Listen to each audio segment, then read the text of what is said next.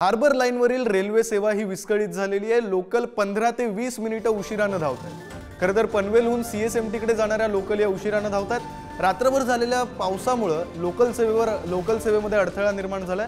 आपण ब्रेकिंग बातमी पाहतोय मुंबईमधून। खरं तर काल सुद्धा लोकलच्या सेवेवर परिणाम झालेला होता आणि आज सुद्धा हार्बर लाईनवरची जी सेवा आहे ती विस्कळीत झाली। लोकल 15 ते 20 मिनिटे उशिराने धावतात। पनवेलहून सीएसएमटी कडे जाणाऱ्या लोकल या उशिराने धावतात।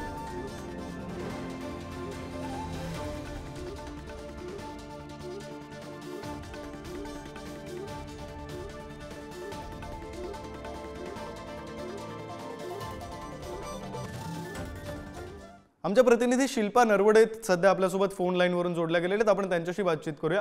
शिल्पा, आपण पाहतोय की काल सुद्धा रेल्वे सेवेवर परिणाम झालेला होता, त्यानंतर आज सुद्धा परिणाम झालेला आपण पाहतोय।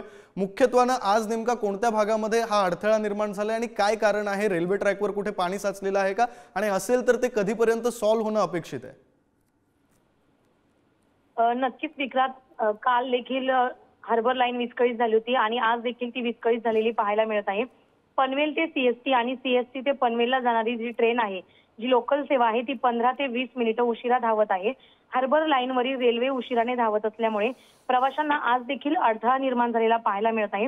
विशेष म्हणजे रात्रभर पाऊस सुरू होता आणि त्यामुळे रेल्वे सेवेमध्ये अडथळा निर्माण झाल्याचे समजत आहे। विक्रांत, धन्यवाद शिल्पा दिलेल्या माहितीसाठी।